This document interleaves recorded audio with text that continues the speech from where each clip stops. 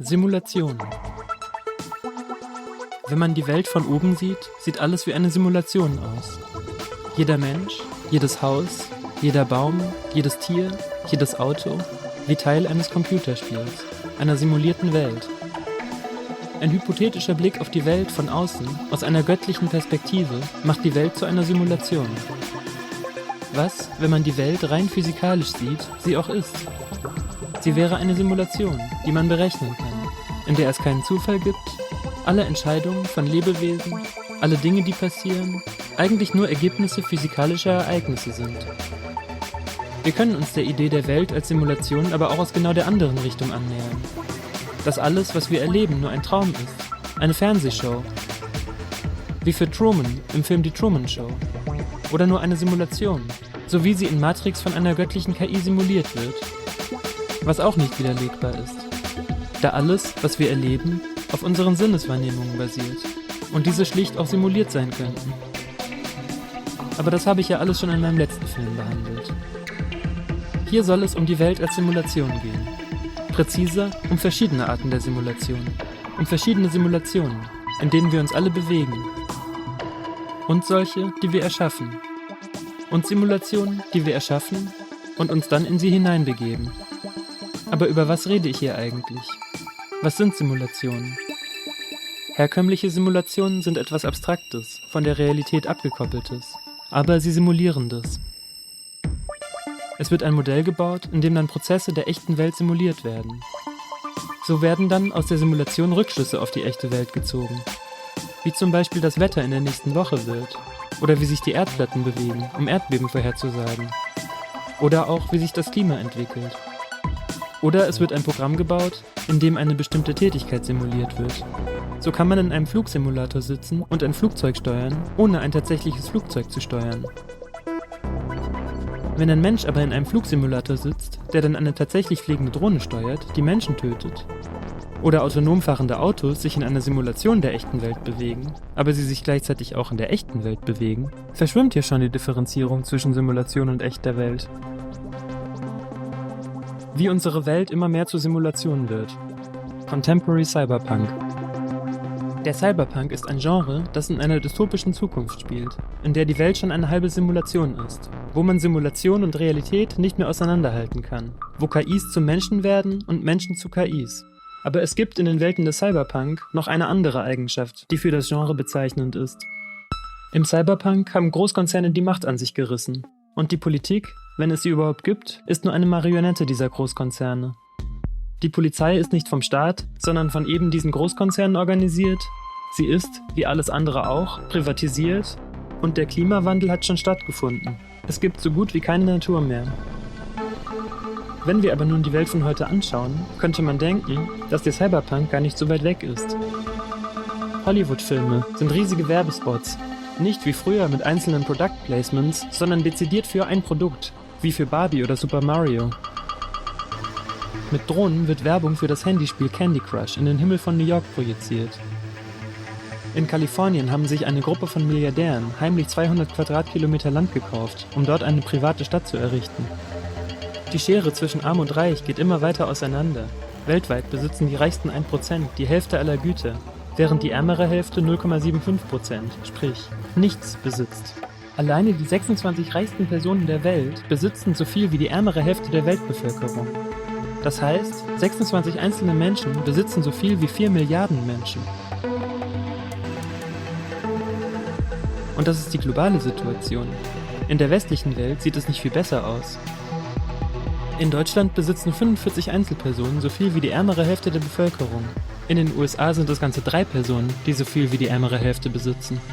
Man kann hier von einem globalen Neofeudalismus sprechen. Die Mietpreise in Städten explodieren, mit keiner Aussicht eines Endes und keinem politischen Willen, das zu stoppen. Und zu guter Letzt findet ein Artensterben apokalyptischen Ausmaßes statt. Und wir sehen alle den Klimawandel passieren.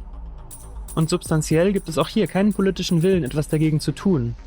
Und die Storyline, dass einer der reichsten Menschen der Welt eine privatisierte Form der NASA und das größte Satellitennetz der Welt besitzt, mit dem er Kriege beeinflussen kann, der dazu noch das politisch wichtigste soziale Netzwerk gekauft hat, auf dem sein Biograf intime Details über ihn veröffentlicht und infolgedessen einer der Mütter seiner Kinder, eine berühmte Musikerin und Transhumanistin, ihn anfleht, ihr Kind sehen zu dürfen, fühlt sich so an, als wäre es aus einer schlechten, absurden Cyberpunk-Komödie entsprungen. Nur, dass es alles wirklich passiert. Wir rasen also, und das gleich auf mehreren Ebenen, mit Höchsttempo auf eine Betonwand zu, ohne überhaupt darüber nachzudenken, auf die Bremse zu drücken. Die Folgen des Klimawandels werden immer spürbarer. Die Ungleichverteilung wird immer größer. Superreiche werden immer mächtiger. Die meisten Menschen geben den Großteil ihres Einkommens nur für die Miete aus.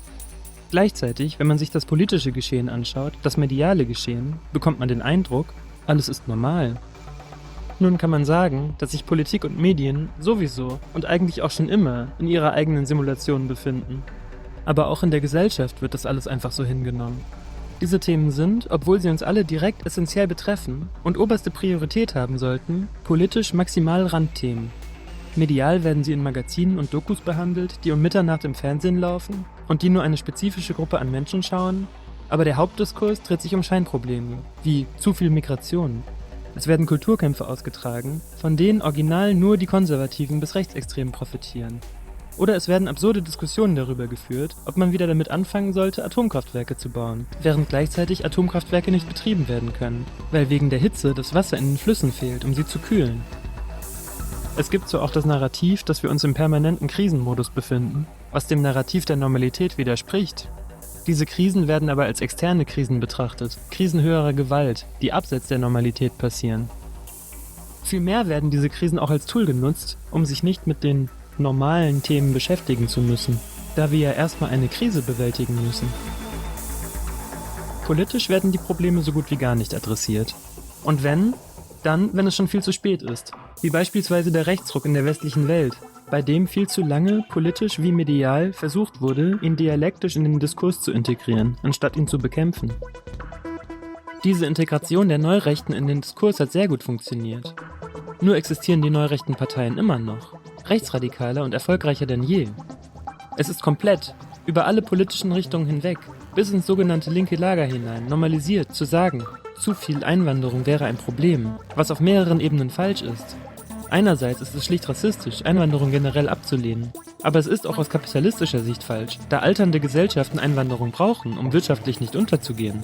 Anders gesagt, die Menschen, die AfD oder Friedrich Merz oder Olaf Scholz abschieben will, können gar nicht mehr ausgebeutet werden durch Arbeit für zu wenig Geld, für die es sowieso schon zu wenige Leute gibt, wenn sie gar nicht mehr da sind. Aber egal. Das Recht auf Asyl wird in der EU abgeschafft. Die deutsche rot-grün-gelbe Regierung feiert das zum einen Teil im Falle der sozialdemokratischen Innenministerin als historischen Erfolg, zum anderen hat man im Falle der Grünen Partei diesem Kompromiss mit Bauchschmerzen zugestimmt. Wenn der Kompromiss aber ist, das Recht auf Asyl, eines der universellen Menschenrechte, abzuschaffen, ist das relativ egal, denn es ist schlicht rechtsextreme Politik, der man nicht, auch nicht mit Bauchschmerzen, zustimmen sollte. Und dass es gerade Parteien aus dem linken Spektrum sind, die diese Schritte gehen, macht die Lage umso desolater, da es faktisch keine Opposition gibt, die dagegen Druck aufbauen kann. Was ist hier los? Und warum gibt es keinen gesellschaftlichen Aufruhr? Warum bleiben alle ruhig? Die Entschuldigung, wenigstens irgendwas erreicht zu haben, kann man bei rechtsradikaler Politik nicht akzeptieren. Etwas anderes ist hier im Gange. Die Simulation der progressiven Politik. Denn andererseits gibt es doch sogar gesellschaftliche Fortschritte. Filme werden diverser. Über Rassismus oder Queerfeindlichkeit wird nicht mehr so schnell hinweggesehen. Alles in allem sind wir über die letzten Jahrzehnte doch offener, wacher und kritischer geworden. Wie geht das zusammen? Mein Punkt in diesem Video soll nicht sein, diese beiden Seiten, gesellschaftlichen Fortschritt gegen fundamentale Systemkritik, auf das Individuum konzentrierte Identitätspolitik gegen strukturelle Ungerechtigkeit gegeneinander auszuspielen. Vielmehr bin ich der Meinung, dass beides wahr ist, parallel existiert. Großer gesellschaftlicher Fortschritt und die gleichzeitige Ignoranz massiver Probleme in derselben Gesellschaft, bei denselben Menschen. Und es ist natürlich auch nicht so, dass niemand diese Probleme sieht. Im Gegenteil, sie sind überall sichtbar und allgegenwärtig. Wir sind alle von ihnen betroffen, was die Situation umso skurriler macht. Wir akzeptieren gewisse Veränderungen in der Welt einfach als Entwicklungen, gegen die wir nichts machen können. und sehen gar nicht, wie sehr gesellschaftspolitische, identitätspolitische Fragen mit strukturellen Fragen verknüpft sind. Wir haben in der Gesellschaft eine Simulation geschaffen, in der es reicht, eine Pride Flag zu hissen, um etwas gegen Homo- und Transphobie zu tun. In der es reicht, eine Straße groß mit Black Lives Matter zu bemalen, um rassistische Polizeigewalt zu beenden. In der es reicht, einen 2-stündigen Werbespot für eine sexuell aufgeladene Kinderpuppe feministisch zu framen, um ein Zeichen gegen Sexismus oder das Patriarchat zu setzen. Gleichzeitig ist es natürlich so, dass es ein riesiger Meilenstein ist, dass beispielsweise Queerness so normalisiert ist, dass überall Regenbogenfahnen zu sehen sind und die allermeisten Menschen das unterstützen oder wenigstens kein Problem damit haben. Man kann vieles davon auch, zu Recht, als Pink- oder Whitewashing bezeichnen, durch das Unternehmen, denen diese Themen höchstwahrscheinlich herzlich egal sind, wunderbar davon ablenken können, was für schlimme Unternehmen sie sind, die Kinder ihre Produkte herstellen lassen, die Umwelt zerstören, etc. Aber trotzdem haben diese Entwicklungen durchaus ihre positiven Seiten. Was aber in der liberalen identitätspolitischen Diskurswelt komplett untergeht, ist, dass beispielsweise im Falle des allseits gefeierten Black Lives Matter Straßenzuges entgegen der klaren Forderung der Bewegung, Defund the Police, entzieht der Polizei das Geld, die sich beispielsweise auch die Bürgermeisterin Washingtons zu eigen gemacht hat. Im Gegenteil, in Washington und in vielen anderen Städten der USA daraufhin nicht weniger, sondern viel mehr Geld in die Polizei gesteckt wurde. Und rassistische Polizeigewalt in den USA auch nicht kleiner geworden ist. Aber in der Simulation wird das ausgeblendet. Sie ist eine fiktive Welt, in der wir im bestmöglichen System leben, in dem jeder es schaffen kann, in der alles in allem alles gut ist. Und wenn etwas nicht gut ist, dann gibt es Lösungen. Da es diese schnelle Lösung aber, ohne in die Strukturen zu gehen, in der Realität nicht gibt, koppelt sich die Simulation immer weiter von der Realität ab, da die Probleme natürlich weiter existieren, nicht fiktional gelöst werden können. Und in diesem Mindset, dass alles gut ist und vor allem wir, der Westen, die Guten sind, und wir in Europa, wir sind die helle Seite der Macht, wir sind die Guten, treten wir in eine politische Simulation ein, in der sich alles einpendelt. Das Richtige wird nicht ideologisch entschieden, sondern dialektisch im Diskurs. So wie in der libertären Ideologie der freie Markt alles regelt, man keine Regeln braucht, braucht es auch in der Demokratie keine klare Richtung. Die Dinge regeln sich dialektisch. Am Ende kommt das Richtige dabei raus. Die Trennung von strukturellen ökonomischen Verhältnissen und sozialer Gerechtigkeit, die zu dieser Realitätsverschiebung führt, hat auch ideologische Ursprünge. So gibt es in der von Bill Clinton, Tony Blair oder Emmanuel Macron propagierten Ideologie des Third Way gar keine Ideologie. Es gibt kein Links und Rechts, es gibt nur noch die Mitte. Es geht bei ihrer sozialdemokratischen Politik nicht darum, grundsätzlich ökonomische Verhältnisse zu verändern, sondern darum, das einzelne Individuum in seinem Leben zu unterstützen. Diese pseudoneutrale Politik, die strukturelle Probleme negiert, führt zwangsläufig zu einer Trennung von Wirklichkeit und politischer Simulation. Da die Negierung von Strukturen die Strukturen selbstverständlich nicht abschafft, sie sind weiterhin da. Die Golden Gate Bridge. In San Francisco habe ich in einem netten, ranzigen Café in Soma den Anarchisten Michael getroffen, der mir davon erzählt hat, dass Albert Einstein beim Entwickeln der Relativitätstheorie von Hegels Dialektik beeinflusst war. Und schließlich der Architekt der Golden Gate Bridge, inspiriert von der dialektischen gleichzeitigen Ungleichzeitigkeit, die Golden Gate Bridge entwarf, die durch ihre Konstruktion gleichzeitig fest und beweglich ist, sich relativ zur Bewegung der Welt, zu Wind und Wetter, zur Kraft des Ozeans bewegt. Natürlich hat der Architekt der Golden Gate Bridge nicht das Konzept der Hängebrücke erfunden. Und Hegels Idee einer Dialektik, die die Erkenntnis einer absoluten Wahrheit anstrebt, halte ich auch für zu eindimensional, da Hegel Widersprüche dialektisch auflösen will und ich hier eher in die Richtung gehen will, Widersprüche dialektisch auszuhalten, die Relativität von verschiedenen Wahrheiten zu akzeptieren.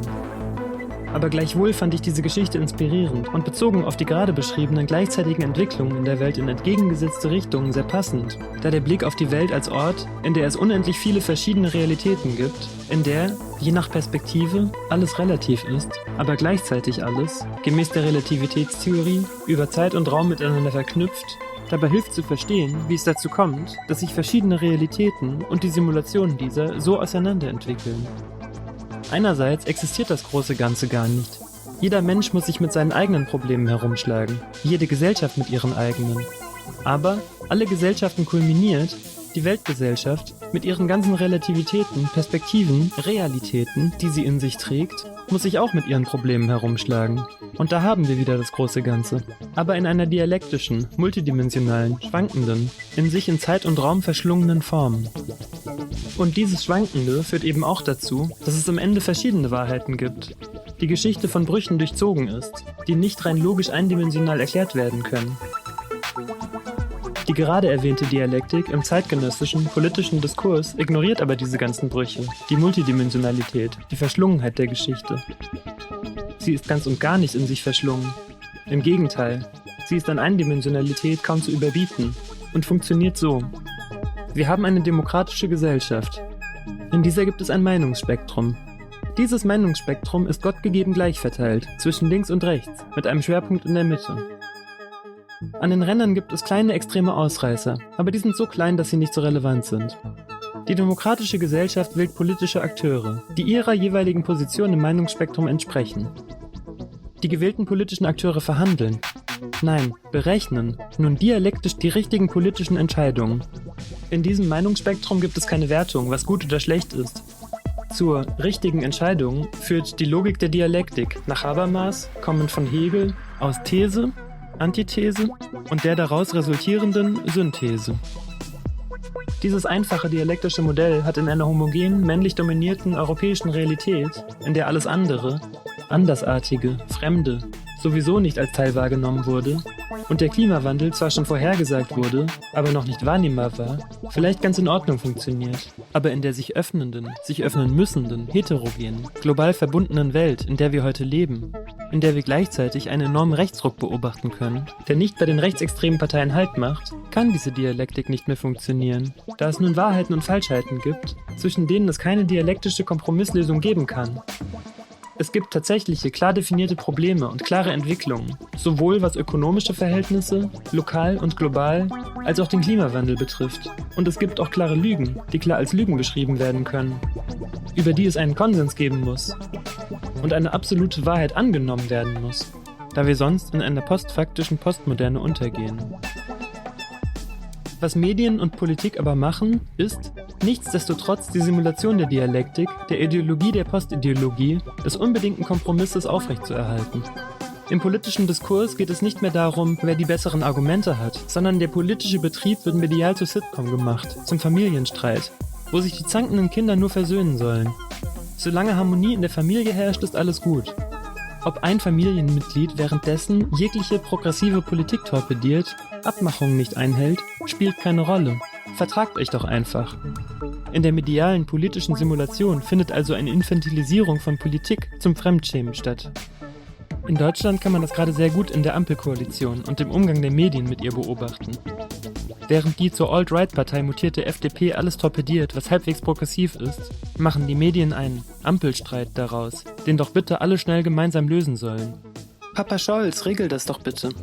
Ohne zu benennen oder klar zu erkennen, dass ein Familienmitglied hier gar keine Lösung im Sinn hat, aber durch den aufgebauten medialen Druck zur Lösung des Familienstreits wieder und wieder die Koalition dazu bringt, Dinge nicht umzusetzen oder sogar in die entgegengesetzte Richtung zu gehen, was die anderen beiden Parteien nicht in Schutz nehmen soll, die entweder im Falle der Grünen alles wider Willen mittragen oder im Falle der Sozialdemokraten rechte Politik auch ganz gut zu finden scheinen. Und so verschiebt sich diese dialektisch simulierte Mitte immer weiter nach rechts. Tag für Tag immer weiter. Und nur damit das klar ist, ich stelle mich nicht gegen einen dialektischen Diskurs. Diskurs kann nur dialektisch sein. Alle Menschen haben verschiedene Perspektiven, Realitäten, Wahrheiten, die man im Diskurs miteinander abgleichen muss. Ich stelle mich nur gegen diesen simulifizierten Diskurs, der keinen Unterschied macht zwischen relativen Wahrheiten, die miteinander abgeglichen werden müssen, und absoluten Wahrheiten, wo ein Abgleich zwischen Wahrheit und Lüge dazu führt, dass sich der Diskurs in komplette Abstraktion auflöst.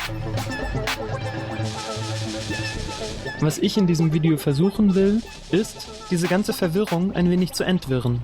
Oder auch nicht.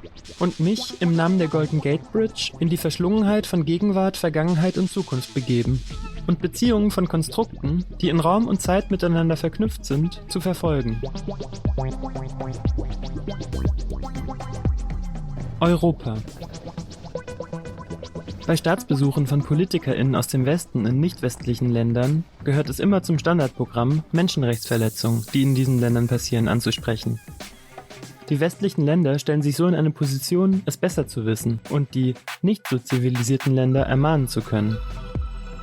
Auch werden oft kriegerische Aktivitäten, wie der Afghanistan-Krieg, der 2021 desaströs zu Ende ging, in diesem Narrativ gerechtfertigt.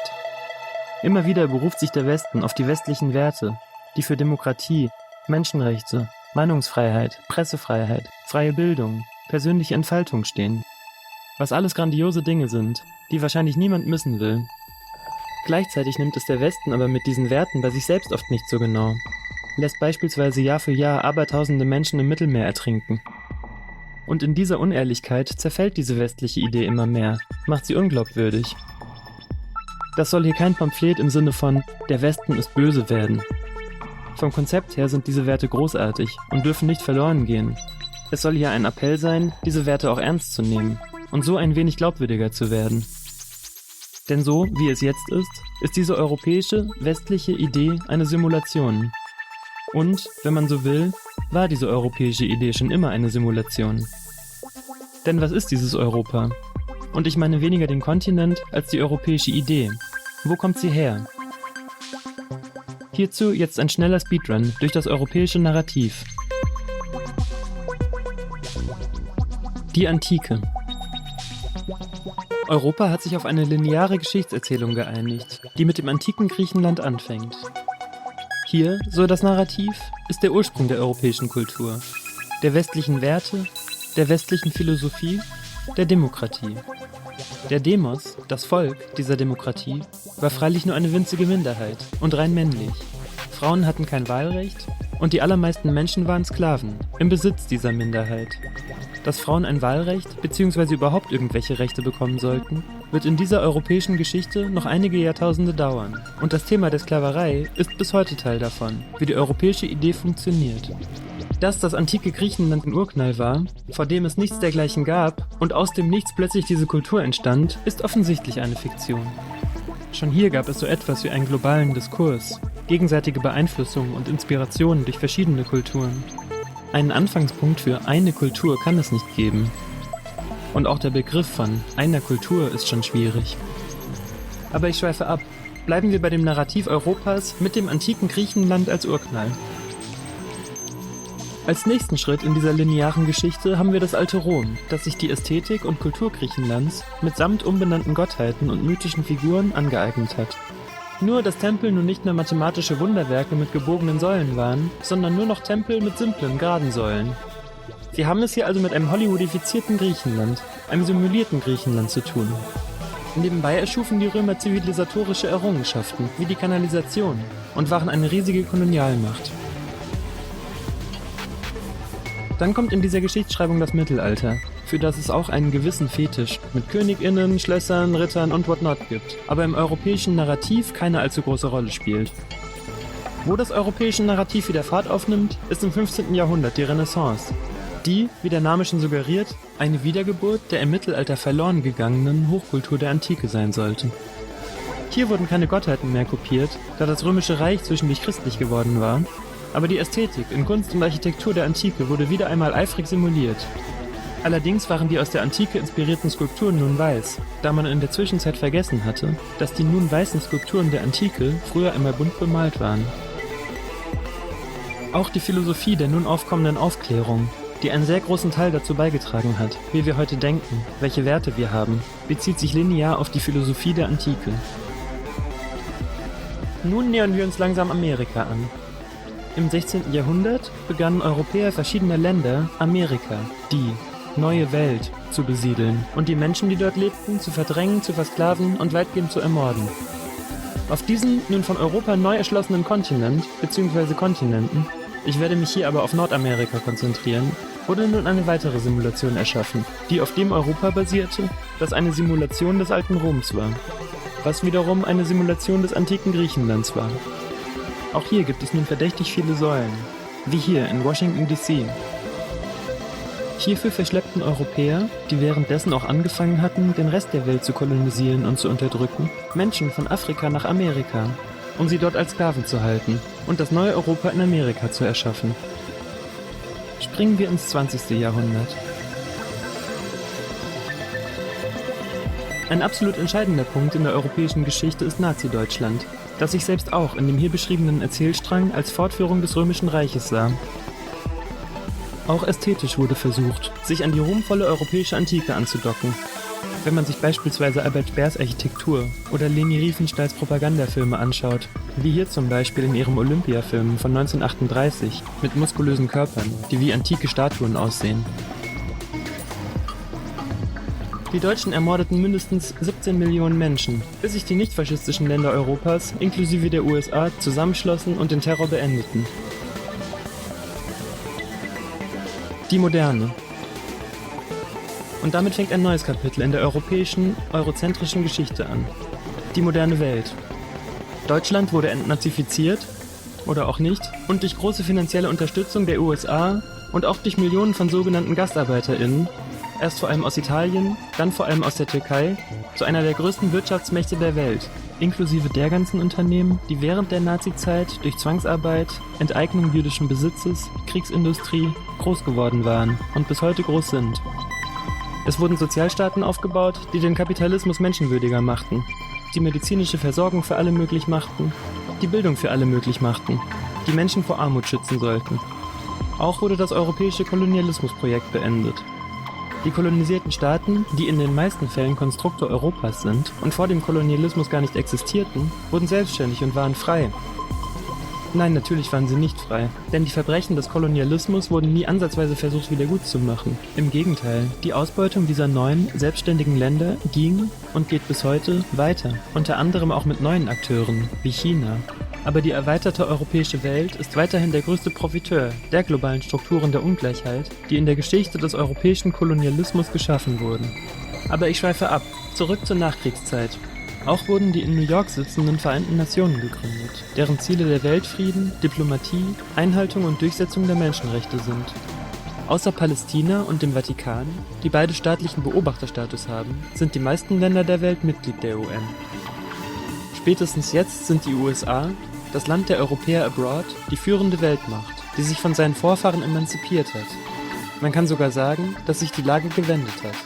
Durch militärischen, politischen und kulturellen Einfluss wurde Europa zur US-amerikanischen Simulation. Eine besondere Rolle dabei spielt die Popkultur, die insbesondere von afroamerikanischer Musik, Black Music, beeinflusst war und ist. Und auch durch Hollywood, das schon seit Anfang des 20. Jahrhunderts eine führende Rolle in der Filmwelt hatten und haben die USA einen enormen kulturellen Einfluss auf die Welt. Und auch die intellektuelle Diskurswelt ist heute, zumindest in Europa, bestimmt von US-Diskursen. Der europäische Diskurs zu großen Teilen eine Simulation des US-Diskurses, was teilweise funktioniert, da wir in einer globalisierten Welt leben, in der sich Diskurse übertragen lassen können. Aber auch in einer globalisierten Welt gibt es regionale Unterschiede, jeweils unterschiedliche Strukturen und dementsprechend unterschiedliche strukturelle Probleme, die untergehen, wenn man die US-Diskurse woanders simuliert. Politisch war die europäische Moderne vom Kalten Krieg bestimmt. Zwischen dem Westen und auf der anderen Seite der Sowjetunion, die von der europäischen Kolonialmacht Russland dominiert war, die sich bei ihren Erweiterungsaktivitäten sehr erfolgreich auf den asiatischen Kontinent konzentriert hat. Russland ist nun also nicht mehr Teil des Westens, sondern Inbegriff des kommunistischen Ostens. Dennoch finde ich es wichtig zu betonen, dass es sich auch bei der russischen Expansion um europäischen Kolonialismus handelt. Nun gab es einen Kalten Krieg zwischen zwei europäischen Lagern, der die Welt dominierte, weil Europa die Welt dominierte. Die postbipolare Welt.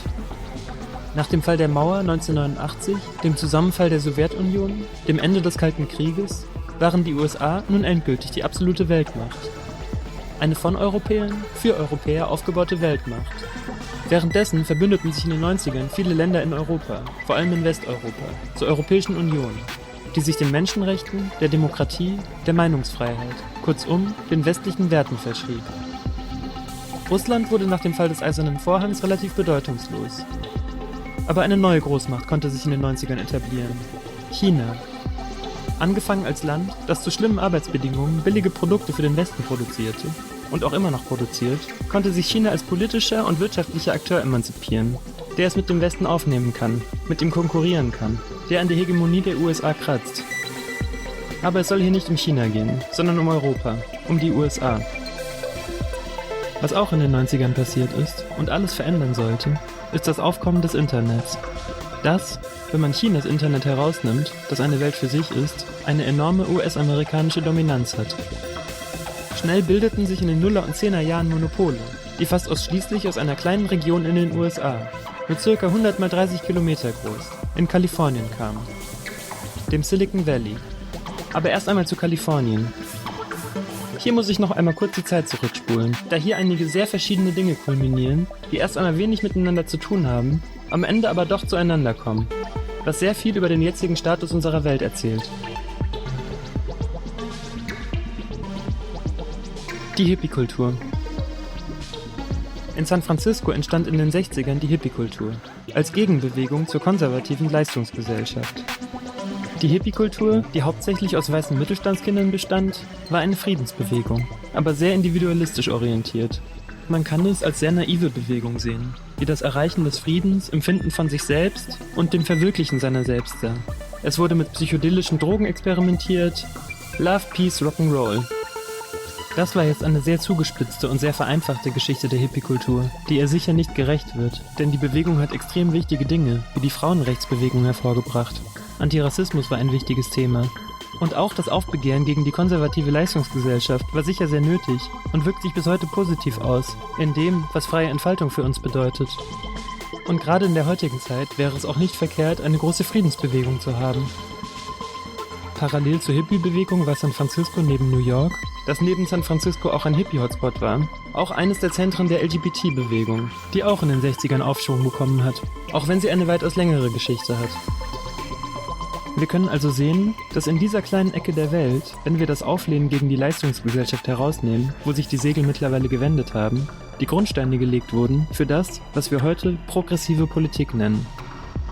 Gleichzeitig entstand in unmittelbarer Nähe ab den 60ern das, was wir heute als Silicon Valley kennen. Hierfür ist die Stanford University sehr wichtig. Intelligenz. Bevor ich zum Silicon Valley komme, muss ich aber erstmal noch etwas weiter in der Zeit zurückgehen. Zu etwas, das auch mit der Stanford University zu tun hat. Und, wie sich später herausstellen wird, auch mit dem Silicon Valley. Ab Ende des 19. Jahrhunderts waren Europäer, allen voran in Deutschland, UK und den USA, besessen von dem Begriff der Intelligenz. In der Überzeugung, anderen überlegen zu sein, oder auch als Rechtfertigung für schon begangene Grausamkeiten und solche Grausamkeiten, die noch begangen werden sollten, entwickelten sie die Pseudowissenschaft der Eugenik, gemäß der man messen könne, wie intelligent ein Mensch sei, wie lebenswert ein Mensch sei. Die Eugenik führte in vielen europäischen Ländern zu sogenannten Rassentrennungsgesetzen. So benutzten die Nazis für die Nürnberger Gesetze die Anti-Miscegenation Laws in den USA als Vorlage und sie benutzten diese Pseudowissenschaft später als Rechtfertigung, um Millionen von Menschen industriell zu ermorden. Aber der Holocaust sollte nicht davon ablenken, dass Eugenik in ganz Europa und den USA beliebt war. Speziell in Kalifornien hatte Eugenik Anfang des 20. Jahrhunderts Hochkonjunktur. So war Kalifornien 1921 verantwortlich für 80% aller Sterilisationen in den USA, gemäß des eugenischen Sterilization Law, das Menschen bestimmte Eigenschaften zur Sterilisierung zwang. 1916 veröffentlichte der Eugeniker Louis Terman die Stanford Revision des Binet-Simon Scale an der Stanford University. Er war von dem Begriff des Intelligenzquotienten, IQ, inspiriert, den der Deutsche William Stern, der kein Eugeniker war und als Jude in den 1930ern gezwungen war, in die USA zu fliehen, etabliert hatte. Und überarbeitete den von den Franzosen Alfred Binet und Theodore Simon entworfenen Binet-Simon Scale zur Stanford Revision dessen, welcher in erweiterter Form bis heute der bekannte und praktizierte IQ-Test ist. Diese eugenische Idee von messbarer Intelligenz wird später bei sogenannter künstlicher Intelligenz noch einmal eine Rolle spielen. Aber jetzt erstmal zum Silicon Valley. Das Silicon Valley. An besagter Stanford University wurde in den 1960ern, also parallel zum Aufkommen der Hippie-Bewegung, aufgrund des Kalten Krieges damit begonnen, Hochtechnologie zu fördern. Anfangs vor allem für die Luftfahrt. AbsolventInnen der Stanford University begannen im Umland der Universität Unternehmen zu gründen. Es siedelten sich relativ bald Halbleiterunternehmen an, die namensgebend für das Silicon Valley sind.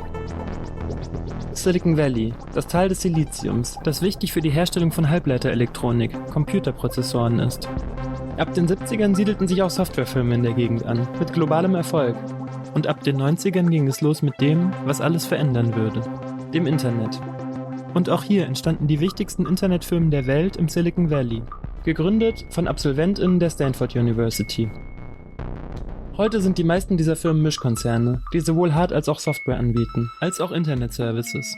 Und sie sind selbstverständlich alle groß in sogenannte künstliche Intelligenz investiert, die seit Mitte der 10er Jahre begann, das nächste große Ding zu werden. Zu dieser komme ich gleich, aber zunächst will ich zu einer anderen Simulation kommen, die alles verändert hat. Soziale Netzwerke. In den Nullerjahren wurden sie groß und in den 10er Jahren homogenisierten und monopolisierten sie sich und übernahmen die Welt. Natürlich, und bei der ganzen Negativität, die gleich kommen wird, ist es wichtig, das nicht zu vergessen, haben soziale Netzwerke auch sehr viel Positives hervorgebracht. Von Anfang an haben sich Online-Szenen aller Art entwickelt. Gleichgesinnte, die sich sonst niemals getroffen hätten, konnten sich kennenlernen. Freundschaften konnten sich entwickeln. Gerade Gruppen von Menschen, die vorher keine Stimme, keine Öffentlichkeit hatten, waren plötzlich hörbar und konnten auf Dinge aufmerksam machen, die vorher im Stillen passiert sind. Bewegungen wie die Deutsche Aufschreibewegung oder später die MeToo-Bewegung machten auf allgegenwärtige, sexistische Strukturen aufmerksam. Im arabischen Frühling verbündeten sich mit Hilfe der sozialen Netzwerke Millionen von Menschen im Nachhinein leider nicht erfolgreichen Kampf für Demokratie und Freiheit. Im Iran hat sich letztes Jahr nach dem Mord an Jina Mahsa Amini durch die Sittenpolizei eine riesige, revolutionäre Bewegung entwickelt. In den USA ist über die sozialen Medien die Black Lives Matter-Bewegung groß geworden, die sich, reagierend auf rassistische Morde der Polizei, seit 2013 gegen Gewalt gegen People of Color einsetzt und die nach dem Mord an George Floyd 2020 auch ein globales Ausmaß bekommen hat. Und selbst in China, das ein zensiertes, abgeschottetes Internet hat, entstehen regelmäßig Bewegungen, die sich gegen das Regime richten. Aber kommen wir zur anderen Seite. Das Metaverse. Der Facebook-Gründer und Chef Mark Zuckerberg träumt vom Metaverse, dessen Vorbild, ganz überraschenderweise, ein dystopischer Roman ist. In dem Buch Snow Crash aus dem Jahr 1992 von Neil Stephenson treten die Menschen mit VR-Brillen in jenes Metaverse ein, um der dystopischen Realität zu entfliehen. Wegen dieser fantastischen Vision hat er seine Firma auch in Meta umbenannt. Dieses Metaverse findet in einer virtuellen Welt statt, in die man mit VR-Brillen eintritt und sich dort mit Menschen trifft, arbeitet, einkauft, sein Leben verbringt. Diese Idee wird jetzt schon von vielen als gescheitert betrachtet und was tatsächlich daraus wird, müssen wir noch sehen. Aber was ich noch spannender finde, ist, und dafür werde ich den Begriff Metaverse ab jetzt verwenden, dass schon mit dem Aufkommen des Internets und so richtig dann mit den sozialen Netzwerken das Metaverse bzw. Metaversen erschaffen wurden. Ich werde hier zwischen zwei verschiedenen Arten von Metaversen unterscheiden. Das große Metaversum, in dem sich so gut wie alle Menschen befinden und dort sozial und parasozial aktiv sind. Die Dienste von Facebook, also vor allem Facebook und Instagram, die Videoplattform YouTube von Google und TikTok der chinesischen Firma ByteDance. Das sind die Dienste, die Metaversen, die Simulationen, in denen sich ein großer Teil der Weltbevölkerung bewegt. Und das kleine Metaversum, das in den letzten 10 Jahren ausschließlich aus dem Microblogging-Dienst Twitter bestand und das der Großteil der Weltbevölkerung nicht nutzt. Dafür aber die Hauptdiskurs- und Mitteilungsplattform von Politik, Medien, Celebrities, InfluencerInnen, Internetkids und Rechtsextremen, die erkannt haben, welchen Einfluss sie über dieses Netzwerk haben, war. Beide Arten von Metaversen, groß und klein, haben auf ihre Weise einen riesigen Einfluss darauf, wie sich die Welt entwickelt und seit ihrem Aufkommen entwickelt hat. Die großen Metaversen. Die großen Metaversen entwickelten sich schnell zu Plattformen, in denen alle Menschen versuchen, eine bestmögliche Version von sich zu präsentieren. Alle versuchen, mehr oder weniger erfolgreich, zu zeigen, was für ein tolles, aufregendes Leben sie haben, wie produktiv, wie erfolgreich, wie beliebt sie sind. Interessanterweise referieren sie dabei wieder auf die echte analoge Welt, in der all dies passiert. Das Metaversum ist also eine Simulation der analogen Welt, aber eben nur eine Simulation, da all dies nicht wirklich das Leben der Menschen abbildet, sondern eine kontrollierte, sozusagen autofiktionale Erzählung über das eigene Leben ist. Und diese Erzählung lässt selbstverständlich so gut wie alles aus, was nicht in diese Erzählung passt. Misserfolge, Unglück, Einsamkeit, etc. Alles Dinge, die auch Teil eines jeden Menschenlebens sind. Die positiven Seiten wiederum werden besonders ausgeschmückt, inszeniert, was wiederum auch Auswirkungen auf die echte Welt hat. Da, wenn man sein Leben zu einem Echtzeitfilm macht, auch das echte Leben fiktionalisiert wird. Man selbst, zusammen mit dem sozialen Umfeld, zu SchauspielerInnen des eigenen Lebens wird, das durchgehend aufgezeichnet wird. Die Personen, die besonders erfolgreich in dieser Erzählung ihrer selbst sind, entwickeln sich zu InfluencerInnen. die zum Vorbild dazu werden, wie es ist, ein gutes Leben zu haben. Die Maschinerie der Simulation der sozialen Netzwerke funktioniert so gut, weil wir Menschen mit jeder Interaktion, mit jedem Like von unserem Körper mit Dopamin, dem Leckerli für Menschen, belohnt werden. Und wir gleichzeitig unser Verhalten, aus Angst, nicht gut zu performen und dementsprechend unser Leckerli nicht zu bekommen, daran anpassen, was algorithmisch gut funktioniert. So entsteht eine extreme Eigendynamik, eine extreme Artifizialität, die die Simulation immer weiter vom echten Leben abkoppelt. Gleichzeitig können wir das Phänomen der Parasozialität beobachten, das es schon vorher gab, indem man zum Beispiel eine Art von Freundschaft mit Charakteren einer Sitcom im Fernsehen entwickelt, aber mit Influencern auf YouTube, Instagram oder TikTok, die ja nicht nur fiktionale Charaktere sind, sondern gleichzeitig auch real existierende Menschen, verstärkt sich dieses Phänomen extrem. InfluencerInnen werden als echte Freunde wahrgenommen, wovon die InfluencerInnen natürlich profitieren, da sie so zu enorm wertvollen Werbegesichtern werden. Viele InfluencerInnen merken aber auch, dass das für beide Seiten nicht besonders gesund ist und warnen davor, als echte Freunde wahrgenommen zu werden. Und andere InfluencerInnen, wie beispielsweise Colleen Ballinger, aka Miranda Sings, nutzen dieses Machtverhältnis aus und missbrauchen es.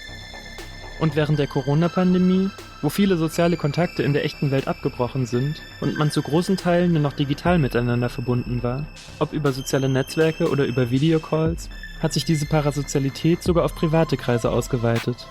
Und wir alle zusammen sind gleichzeitig in eine simulierte Welt eingetreten, was spürbar niemandem gut getan hat. Rabbit Holes. Aber zurück zu den sozialen Netzwerken. Das Haupterfolgsrezept für soziale Netzwerke ist, gute Algorithmen zu haben. Also den NutzerInnen nicht einfach chronologisch anzuzeigen, was die Menschen, denen man folgt, die man abonniert hat, veröffentlicht haben, sondern zum einen die Posts dieser nach vermutlicher Interessantheit zu sortieren und zum anderen auch Beiträge von Accounts anzuzeigen, die man gar nicht abonniert hat, die der Algorithmus aber als interessant für die NutzerInnen einstuft.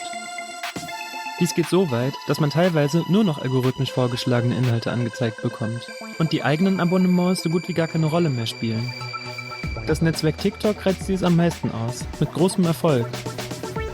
Diese Vorschlagsalgorithmen können sehr nützlich sein, um neue Dinge, Perspektiven zu entdecken. Aber die Algorithmen können, je nachdem wie sie justiert sind, soziale Netzwerke in einen Feedback-Loop, der dadurch entsteht, dass der Algorithmus, sobald man auf etwas Extremes geklickt hat, etwas noch Extremeres vorschlägt, auf das man dann wieder klickt und dann noch etwas Extremeres vorgeschlagen wird, auf das man dann wieder klickt und dann noch etwas Extremeres vorgeschlagen wird, auf das man dann wieder klickt und dann noch etwas Extremeres vorgeschlagen wird und so weiter zu kybernetischen Radikalisierungsmaschinen machen. Denn ein weiteres Phänomen dieser Metaversen ist, dass man, je weiter man sich in der echten Welt in die Isolation begibt, sich von ihr abkoppelt, sich im Metaverse mit Hilfe dieser Algorithmen, die darauf optimiert sind, einen so lange wie möglich auf der Plattform zu halten, in Rabbit Holes, Echokammern wiederfindet, in denen eine komplett andere Realität existiert, andere Gesetze herrschen. Sozusagen die komplette Simulation, die gar keine Verbindung mehr zur echten Welt hat.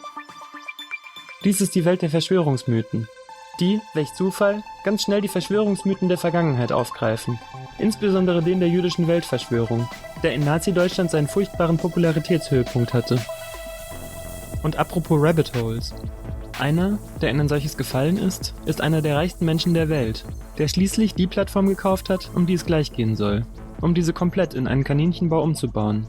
Quasi in ein Kaninchenhochhaus. Doch dazu gleich. Erst einmal zur Plattform, um die es hier geht, und zu ihrer Rolle in der Welt, bevor Elon Musk sie gekauft hat. Das kleine Metaverse. 2006 gegründet, entwickelte sich Twitter schnell zu der Plattform, die Prominente aller Art, insbesondere aus der Politik, als ihr Sprachrohr verwendeten. Sie mussten nun nicht mehr den Umweg über die klassischen Medien gehen, um sich in Interviews oder Pressemitteilungen der Öffentlichkeit mitzuteilen, sondern konnten direkt mit ihr kommunizieren. Vermutlich, weil in den großen Metaversen, anfangs vor allem Facebook, schon der große Schwerpunkt auf persönliche Beziehungen gesetzt war, hat sich hier ein Paralleluniversum, ein kleines Parallel-Metaverse gebildet, das übersichtlicher war, da hier in erster Linie keine persönlichen Freundschaften gepflegt wurden und so Platz für den öffentlichen Diskurs war. Die Medien, die schon durch das Internet in eine Krise geraten waren, da so gut wie niemand mehr für Inhalte bezahlen wollte, und sie sich nun vor allem mit Online-Werbung finanzieren mussten, welche im Vergleich zur vorherigen Welt des Prints und Fernsehens sehr viel weniger einträglich ist, hatten nun zusätzlich das Problem, dass Prominente und PolitikerInnen nun ihr eigenes Medium waren, die klassischen Medien gar nicht mehr brauchten, um sich mitzuteilen. Absurderweise stimmt das gar nicht wirklich. Die klassischen Medien spielen bis heute eine enorm wichtige Rolle, was politische Kommunikation und Berichterstattung angeht. Wie gesagt, die meisten Menschen waren und sind gar nicht auf Twitter und konsumieren Nachrichten weiter zu einem großen Teil auf dem klassischen Weg. Aber die Machtverhältnisse haben sich grundlegend verändert. Immer mehr und spätestens seit Donald Trumps Präsidentschaftskandidatur 2016 und seiner späteren Präsidentschaft, in der er fast ausschließlich Twitter verwendete, um sich mitzuteilen, wurden die klassischen Medien zum Second-Hand-Medium, in dem berichtet wurde, was auf Twitter passiert, wer was auf Twitter gesagt hat. Und so begab sich der gesamte Journalismus in dieses kleine Metaverse und fing an, es für die echte Welt zu halten. Jedoch ist die auf Twitter wahrgenommene Realität ein extremes Zerrbild der echten Welt. Zum einen sind wie gesagt nur eine sehr spezifische Gruppe an Menschen dort vertreten, die absolut nicht das Meinungsbild in der Bevölkerung abbilden. Zum anderen hat sich dort eine aufgeladene Kultur der Aufregung, der Empörung entwickelt. Selbstverständlich auch berechtigte Empörung, aber auch Empörung der Empörung wegen, da das im System dieses kleinen Metaversums der Weg war, Likes, Retweets, Aufmerksamkeit, Dopamin zu bekommen, sodass am Ende das wirklich Empörenswerte im alltäglichen Aufruhr komplett unterging. Alle verloren den Fokus, was Aufregung wert ist und was nicht, und gleichzeitig wussten die Neonazis diese Kultur für sich auszunutzen und konnten durch gezielte Provokationen, die absolut keine Aufmerksamkeit verdient hätten, Aufmerksamkeit gewinnen, was wiederum das mediale Zerrbild der öffentlichen Meinung beeinflusste. Ich kann mich noch erinnern, als die AfD damals groß wurde und langsam zur Nachfolgepartei der NPD wurde, sind die Menschen auf Twitter über jedes Stöckchen gesprungen und haben sich über jede noch so kleine Provokation aufgeregt und ihr somit Aufmerksamkeit geschenkt. Und die Provokationen wurden immer extremer. Und Stück für Stück landeten rechte Talking Points im Mainstream. Und nun haben wir den Salat. Heute gehen Hunderttausende gegen die AfD auf die Straße, was ja gut und wichtig ist. Und zum Glück jetzt endlich passiert, nachdem die letzten 10 Jahre verschlafen wurden, in denen die ganze Zeit schon glasklar war, dass es sich um eine gefährliche neonazistische Partei handelt. Nur findet die Mehrheit dieser nun gegen die AfD demonstrierenden Menschen nichts Schlimmes an dem Rechtsruck des gesamten politischen Spektrums, den wir gerade beobachten können. Und als wäre das alles noch nicht genug mit den sozialen Medien, hat der Free-Speech-Aktivist Elon Musk Twitter nach einigem Hin und Her im Oktober 2022 für $44 Milliarden gekauft. Feuerte so gut wie die ganze Belegschaft, ließ Konten von NutzerInnen, die ihn kritisierten, sperren, zahlte keine Mieten mehr, benannte Twitter in den Buchstaben X um und retweetete fröhlich Neonazis, verbreitete antisemitische Verschwörungserzählungen, schwadronierte vom Woke Mind Virus, forderte Mark Zuckerberg zu einem Cage-Fight heraus und vieles, vieles mehr. Nach und nach passte er die Plattform, deren Werbegeschäfte nun einbrachen, seiner Idee von Free Speech an, indem er beispielsweise die Plattform wieder für Donald Trump und vorher gesperrte Neonazis öffnete, machte die Plattform im Grunde genommen unbenutzbar, sowohl was ihre Nutzbarkeit betrifft, als auch moralisch. Aber, auch aufgrund fehlender Alternativen und vermutlich wegen schon aufgebauter Cloud der GroßuserInnen, bleibt, trotz dieser ganzen Entwicklung, Ex-Twitter vorerst die Hauptdiskursplattform, in der PolitikerInnen wichtige Statements veröffentlichen, große Ereignisse kommentiert werden und so weiter. Aber es ist hoffentlich nur eine Frage der Zeit, bis die Twitter-Ära im Rechtsradikalismus implodiert und dann vielleicht etwas entsteht, das nicht die negativen Eigenschaften hat, die Twitter auch schon vor der Musk-Ära hatte. Denn eine funktionierende Plattform des öffentlichen Diskurses zu haben, wäre nicht verkehrt. Ein kleines Schimmern am Horizont ist vielleicht das Aufkommen von dezentralen Netzwerken wie Mastodon oder sogar auch Threads von Facebook, die auf dem ActivityPub-Protokoll aufbauen und über Plattformen hinweg miteinander kommunizieren können. Wie die E-Mail, nur als soziales Netzwerk. Aber mal schauen, wie sich das entwickelt. Die Gefahr einer Monopolisierung ist natürlich auch hier sehr groß, gerade wenn Facebook involviert ist. KI. Die ultimative europäische Simulation. Mit Social Media sind wir alle gemeinsam in eine Simulation eingetreten, die wir alle, inklusive ihrer Macher, nicht verstehen, weil sie so fundamental verändert hat, wie wir in der Welt agieren und interagieren. Eine weitere neue Entwicklung, wo das so ähnlich ist und wo die gleichen Unternehmen involviert sind, ist das Aufkommen von sogenannter künstlicher Intelligenz. Das Metaverse, von dem die Firmen im Silicon Valley träumen, eine simulierte digitale Welt, beschränkt sich nicht auf Social Media. Es geht um die Digitalisierung, die Simulation der ganzen Welt.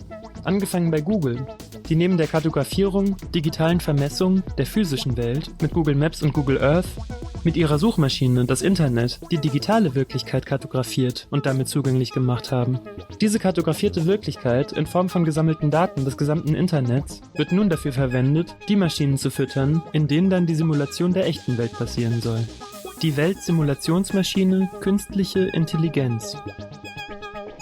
Dass die gleichen Firmen, die soziale Netzwerke verschiedener Art betreiben, auch an dieser großen göttlichen Idee der künstlichen Intelligenz arbeiten, die schnell in die transhumanistische Ideologie übergeht, ist kein Zufall.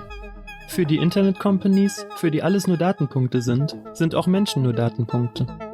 Sie sind für diese Unternehmen Teil einer Simulation, die sie beobachten und in der sie Muster erkennen können, wie sich die Menschen in der Simulation verhalten.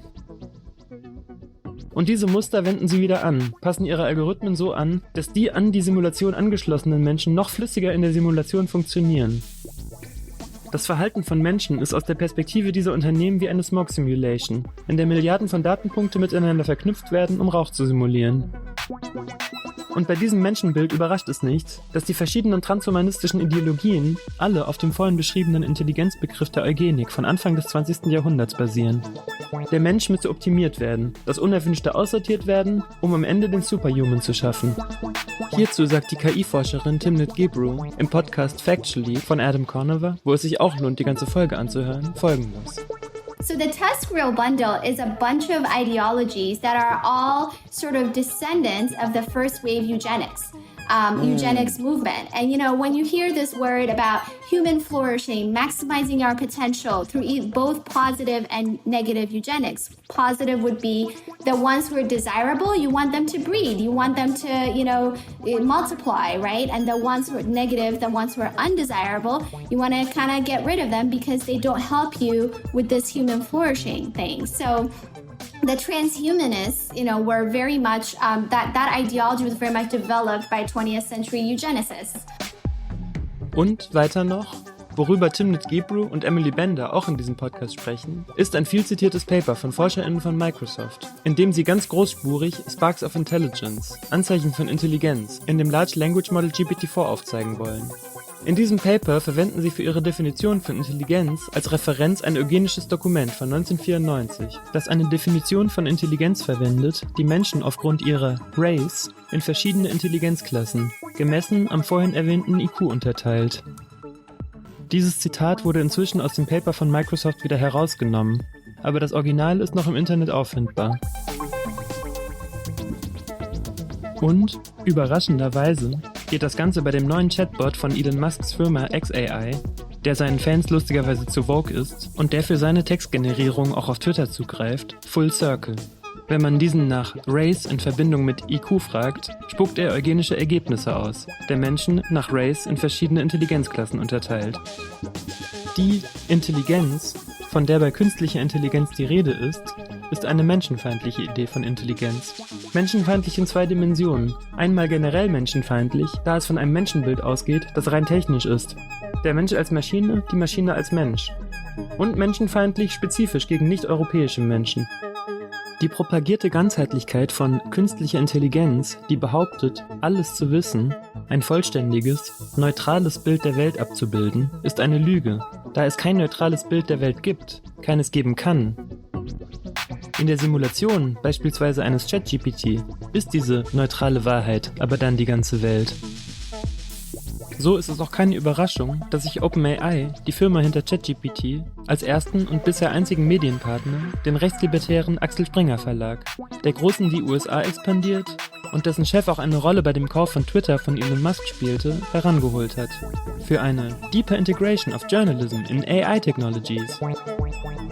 Welche Wahrheiten von solchen Chatbots priorisiert werden, dürfte hier sehr klar sein. Und diese verzerrte, neutrale Wahrheit hat auch weitere Konsequenzen in der echten Welt.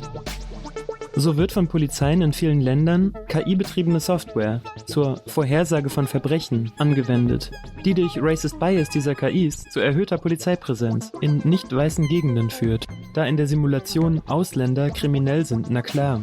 Was wiederum dazu führt, dass in diesen Gegenden mehr Verbrechen in die Statistik eingehen, die wieder ins System eingefüttert werden. Womit wir eine rassistische kybernetische Maschine haben, die in Kombination mit strukturellem Rassismus in den Polizeien der insbesondere westlichen Welt reale Konsequenzen hat, die das Leben echter Menschen betrifft. Dass KIs, die mit einem eurozentrischen Weltbild trainiert wurden, nun eine eurozentrische Welt simulieren und diese als vollumfängliche Wahrheit dargestellt und wahrgenommen wird, ist eine Fortführung der Idee von europäischer Vorherrschaft in der Welt, der europäischen Simulation, die die europäische Geschichte durchzieht. Autonome Gefährte. Ein weiterer Aspekt künstlicher Intelligenz sind sich autonom in der physischen Welt bewegende Roboter, Fahrzeuge. Hier findet ein spannendes Zwischenspiel aus simulierter Welt im Rechenzentrum der Maschine und der physischen Welt statt. Je besser die Simulation funktioniert, desto besser kann sich die Maschine in der echten Welt bewegen. Wie auch schon der Ursprung von Silicon Valley, haben auch autonome Gefährte einen militärischen Hintergrund. Stichwort Autonomous Warfare, autonome Kriegsführung. Aber zur zivilen Nutzung von autonomen Gefährten. In Kalifornien kann man heute schon überall autonome Autos verschiedener Firmen durch die Gegend fahren sehen. Und auch einen Lieferroboter konnte ich in Los Angeles beobachten. Gig Economy vs. AI. Eine weitere Firma, die in autonomes Fahren investiert war, ist das in San Francisco sitzende Uber, ein Online-Vermittlungsdienst zur Personenbeförderung, nicht zu verwechseln mit Taxis und anderen Fahrdienstleistungen. Allerdings stieg Uber 2020 aus dem autonomen Fahren aus, wo wir bei der anderen Seite der Plattformökonomie sind. Billige menschliche Arbeitskraft. Wie bei dem Trainieren von AI-Models in einer neokolonialen Weise niedrigst bezahlte Menschen verwendet werden, funktioniert dies auch bestens in der Gig-Economy rund um den Globus. Die Unternehmen bieten lediglich eine App an, die ArbeiterInnen Aufträge, wie Personenbeförderung oder Essenslieferungen vergibt. Im Falle von Personenbeförderung verwenden die ArbeiterInnen ihr eigenes Auto. Sie sind nach Gerhard Schröder Ich-AGs, die lediglich unter dem Namen von Uber fahren. So betreiben diese Unternehmen einen Taxidienst, ohne je selbst ein eigenes Auto besitzen zu müssen, eine FahrerIn einstellen zu müssen. Die Arbeit von Menschen, die ihr eigenes Auto verwenden, ist einfach weitaus billiger, als selbst Autos zu besitzen, zu betreiben und für diese steuerlich, wartungstechnisch oder bei Unfällen verantwortlich zu sein. Wo die zum Beispiel von OpenAI-Chef und Gründer Sam Altman propagierte Idee einer automatisierten Welt, in der alle weniger arbeiten müssen, in sich zerfällt. Die Gamifizierung der Arbeitswelt, die hier im Gange ist nochmal eine ganz eigene Simulation für sich, aber das nur am Rande. Hollywood vs. AI. In Bezug auf KI tut sich auch in Hollywood etwas. Am 2. Mai 2023 ging die Writers Guild of America in Hollywood in den Streik und am 14. Juli 2023 hat sich auch die Screen Actors Guild dem Streik angeschlossen, sodass für Monate so gut wie keine Filmproduktion in Hollywood mehr stattfinden konnte. Der Streik richtete sich unter anderem gegen den Einsatz von künstlicher Intelligenz, die einerseits natürlich ganz viele neue tolle Dinge möglich macht, aber andererseits viele ArbeiterInnen in ihrer Existenz bedroht. Einige Beispiele dafür können wir jetzt schon sehen. So werden digitale Doppelgänger von SchauspielerInnen geschaffen, durch die man Drehtage mit den echten SchauspielerInnen sparen kann.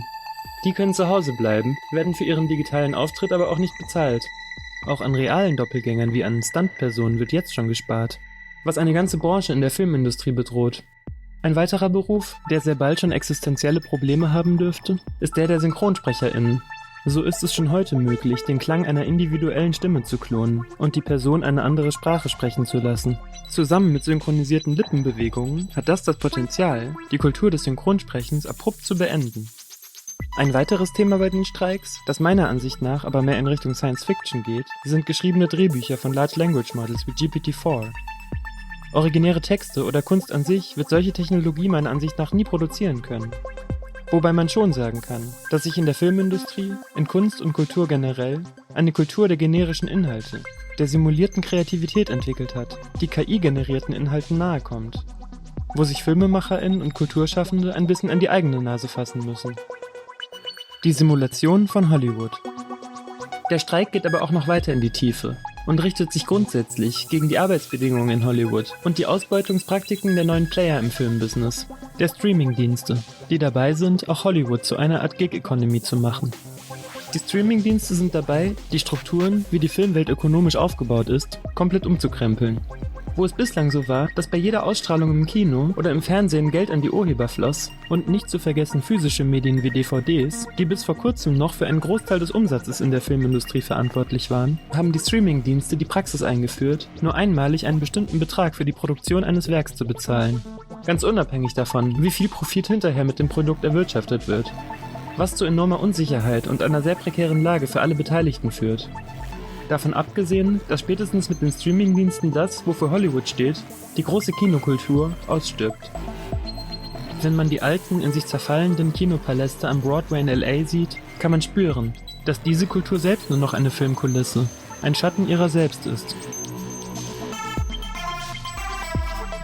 Was die Streikenden auch beklagen, ist, dass, während an der Oberfläche die Fahnen für Diversität und Progressivität hochgehalten werden, die Strukturen in Hollywood weiterhin zutiefst sexistisch und rassistisch sind. Die Machtstrukturen dominiert sind von weißen, aka europäischen Männern. Hollywood, das mit seinen Filmen fiktive Welten produziert, ist also selbst eine fiktive Welt, eine Simulation. Eine Performance des Glanz und Glamours, die jetzt durch die Streiks offengelegt wird. Und auch in dieser Simulation wird die geschichtlich bedingte europäische Dominanz offenbar. Die Hollywood-Bosse derweil geben sich unbeeindruckt von dem Streik und wollen ihn buchstäblich ausbluten lassen. Wenn sich die Streikenden kein Apartment mehr leisten könnten, dann werden sie schon aufhören zu streiken. Der American Dream. Die hier beschriebenen europäischen Machtstrukturen lassen sich auch auf die USA generell übertragen. Während die US-amerikanische Identität multikulturell ist, die USA das prototypische Einwanderungsland sind, etwas, mit dem sich das alte Europa sehr schwer tut, sind die USA gleichwohl immer noch europäisch dominiert, was die Machtverteilung betrifft. Was auch mit dem American Dream zu tun hat. Er verkörpert eine der Grundphilosophien der USA als Einwanderungsland. Egal wo du herkommst, was deine Grundvoraussetzungen sind, du kannst es schaffen, du musst dich nur genug anstrengen. Diese Kultur hat den positiven Effekt, dass es normal ist, Menschen von überall auf der Welt, mit jeglichen Hintergründen, in allen möglichen Positionen zu sehen. Und das sogar erwünscht ist.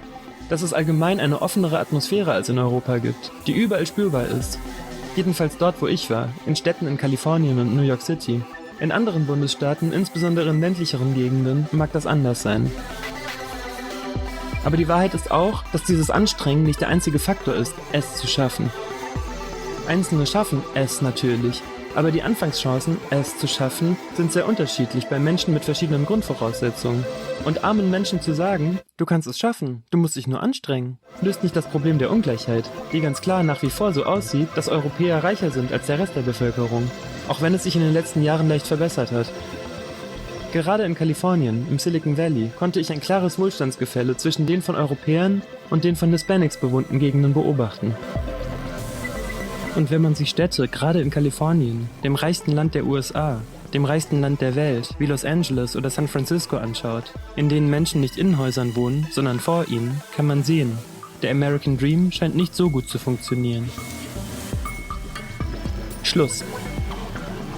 Diese Ungleichheit, die selbstverständlich die gesamte Gesellschaft betrifft und deshalb auch gesamtgesellschaftlich angegangen werden muss, aber eben insbesondere Nicht-EuropäerInnen betrifft, ist der strukturelle Rassismus, der in der linksliberalen, progressiven Simulation keine Rolle spielt. Da, würde man aus dieser Simulation ausbrechen, man sehr schnell an die Grenzen des Systems kommen würde, das den über Generationen hinweg vererbten und vermehrten Reichtum der wenigen schützt. Der American Dream ist hierbei ein Tool, um diese Ungleichheit ignorieren zu können, da jeder es ja schaffen kann, wenn er sich nur genug anstrengt. In der linksliberalen Simulation träumen wir von einer besseren Welt, in der alle Menschen gleich sind und in Frieden zusammenleben. Aber zu dieser besseren Welt kommen wir in dieser Simulation nicht, indem wir etwas an historisch gewachsenen Strukturen verändern, sondern indem wir alle zu uns selbst finden. Und dieser Fokus auf Selbstfindung hat den Weg gefunden, von den lottrigen Hippies damals bis in den ganzen progressiven, liberalen Teil der Gesellschaft. Ich sehe die Simulation, in der wir leben, als eine Kulmination von sehr verschiedenen Dingen, die aber miteinander vermischt zu einem Cocktail der Verwirrung führen. Die Trennung von strukturellen Verhältnissen und sozialer Politik gemäß des Third Way, der Sozialdemokratie der 90er und Nuller Jahre. Wenn die Politik des linken Mainstreams soziale Politik nur simuliert und gleichzeitig das Gegenteil tut, ist es kein Wunder, dass sich unser gesamtes politisches Verständnis in Abstraktion auflöst, zur Simulation wird. Dazu die generelle Symbolifizierung von progressiver Politik. in der es mehr um die individuelle Haltung als um tatsächliche Veränderung geht. Und deren Ursprünge ich in der Hippie-Kultur sehe, die sich weniger für die Strukturen der postkolonialen Ungleichheit und globale und lokale Ausbeutung interessiert hat, als für eine oberflächliche, viel-gut bessere Welt. Und schließlich die sozialen Netzwerke, die den Fokus auf individuelle Haltung als Selbstpräsentation noch einmal unermesslich gesteigert haben, in denen wir alle AktivistInnen sein können, indem wir Infoslides auf Instagram posten. Aktivismus, der, wie in den letzten Jahren wieder und wieder zu sehen war, wieder und wieder verpufft. Und, obgleich wir eine Hyperpolitisierung in den sozialen Medien beobachten können, die Welt, die Politik, die Gesellschaft sich in die entgegengesetzte Richtung bewegt. So sind wir heute im Zeitalter der neoliberalen Selbstverwirklichung, die nicht zu verwechseln ist mit der kommunistischen Selbstverwirklichung, die das entgegengesetzte Ziel hat, nämlich sich selbst zu verwirklichen und nicht wie in der neoliberalen Version, sich selbst auszubeuten. Diese Version von Selbstverwirklichung hat auch die liberalen, progressiven Teile unserer Gesellschaften zu einem Produktivitätsfetisch, einem Work, Selbstoptimierungsmindset gebracht, das der Anti-Leistungsidee des Hippietums entgegensteht, aber perfekt mit der Idee des American Dream harmoniert. The bad side of both worlds. Da passt es auch sehr gut zusammen, dass sowohl die Hippie-Kultur damals als auch die Silicon Valley-Milliardäre heute den Weg zu sich selbst mit psychedelischen Drogen finden wollen. So sind wir am Ende alle mehr mit uns selbst als mit dem Rest der Welt beschäftigt. Und wenn, dann oft nur parasozial und nicht wirklich miteinander. Und so sind wir alle zusammen in einer Simulation gefangen, in der Probleme individuell, nicht strukturell angegangen werden. Was fatal ist, da es, wie eingangs erwähnt, insgesamt, lokal und global eine extrem ungleiche Verteilung gibt, von der literally 99% aller Menschen betroffen sind, über alle Schichten, Backgrounds etc. hinweg. Und innerhalb dieser 99% gibt es natürlich unendlich viele weitere Ungleichheiten, die jeweils wieder ihre strukturellen Gründe, historischen Ursprünge haben. Es ist ein riesiger dialektischer Knoten, der nicht auflösbar ist. Was dazu führt, dass es unendlich viele unauflösbare Konflikte gibt, wenn man sich in diesem Knoten verliert und alles individuell angeht und den Knoten nicht als Ganzes sieht. Aber er muss als Ganzes gesehen werden. Ebenso muss in diesem Knoten der Klimawandel inkludiert werden, der die ganze Situation noch einmal verschärfen wird und für den historisch gesehen, by the way, auch Europa verantwortlich ist. Aber in der Simulation stoppen wir den Klimawandel mit Technologien, die es noch nicht gibt, aber die bald sicherlich entwickelt werden, was buchstäblich und sarkastisch fantastisch ist, da wir dann ja einfach so weitermachen können wie bisher. Das Problem verschieben wir in eine ferne abstrakte Zukunft. Gleichzeitig ist es in der ebenso fantastischen posthumanistischen Simulation sowieso schon zu spät, weshalb wir uns in dieser Simulation digitalisieren und das Universum besiedeln müssen. Was zu der gleichen Konklusion führt. Hier auf der Erde können wir weitermachen wie bisher. In der Simulation können wir die Welt mit Recycling retten. Die riesigen Mülldeponien in Afrika existieren in der Simulation nicht. Die Simulation ist eine fiktive Welt, in der andere Regeln herrschen. Das Spannende an der Simulation ist, dass, obgleich sie abgekoppelt ist von der echten Welt, wir innerhalb von der Simulation von all diesen Dingen wissen. Mehr denn je durch die Existenz des Internets, der sozialen Netzwerke, des Metaverse, wir sie aber einfach ausblenden können. Wir finden es auch überhaupt nicht komisch, dass die meisten PolitikerInnen in Talkshows und Interviews so sprechen, als würden sie von einer KI betrieben. Im Gegenteil, wenn PolitikerInnen ausnahmsweise aus der Simulation ausbrechen, wirkt es unprofessionell. JournalistInnen sind von den nicht generischen Antworten überfordert, da sie selbst nur generische Fragen auf Lager haben. Auch das will ich nicht generalisieren, es gibt zum Glück viele Ausnahmen, aber auch einen klaren Trend. Auch die Kunst entwickelt sich immer weiter in eine Richtung, die alles Menschliche, Fehlerhafte, was Kunst eigentlich spannend macht, loswerden will. Ausstellungstexte lesen sich wie generische, KI-generierte Texte. Die furchtbare KI-Kunst des gehypten Künstlers Refik Anadol im MoMA bedient sich, ohne sie zu brechen, der gleichen Ästhetik wie Animationen, die Windows 11 bewerben. Und die riesige Videoinstallation aus Werbeflächen des Times Square in New York ist eindrucksvoller, als jede noch so pompöse Videoinstallation es je sein könnte. Vielleicht sollten wir bei Kunst nicht immer erwarten, dass es eine eindeutige Erklärung für sie gibt, dass KünstlerInnen Kunst- und Diskursgenerierungsmaschinen sind. Dafür gibt es ja jetzt zum Glück KIs. Dass Kunst perfekte, fehlerlose Objekte hervorbringen muss, die ein klares, inhaltliches, erklärbares Fundament haben. Und vielleicht sollten wir auch aufhören zu akzeptieren, von Mensch-Maschinen regiert zu werden, die andauernd die gleichen Floskeln wiederholen, die nichts bedeuten. Vielleicht sollten wir auch weniger Zeit im Metaverse und mehr Zeit in der echten Welt verbringen. Vielleicht sollten wir auf die Straße gehen, wenn das Recht auf Asyl abgeschafft wird. Vielleicht sollten wir alle aber auch einfach mehr psychedelische Drogen nehmen und uns in multidimensionale verschlungene Welten begeben. Das wäre sicherlich auch nicht verkehrt.